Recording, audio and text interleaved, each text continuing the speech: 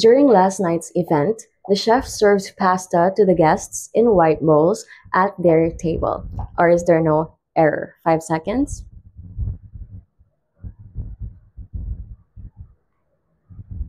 Correct answer, letter B, in white bowls. Why? This is a case of a misplaced modifier. Kapag misplaced yung modifiers, ibig sabihin, wala sila sa tamang position, wala sila sa tamang lugar. Kapag kasi wala sa tamang lugar, yung mga modifiers natin, kagaya nito, parang nagugulo niya yung meaning ng sentence. Tingnan niyo mabuti, yung katabi ng modifier na to, ng phrase na to, ay yung guests.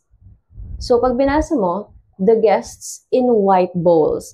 So, parang, ang ibig niyang sabihin, yung nasa bowl ay yung guests. So, nakakatawa siya isipin. Kasi nga, hindi ito nakaposisyon ng maayos. Ano ba dapat yung minamodify or dinedescribe nitong in white bowls? Alin ba yung nasa bowl?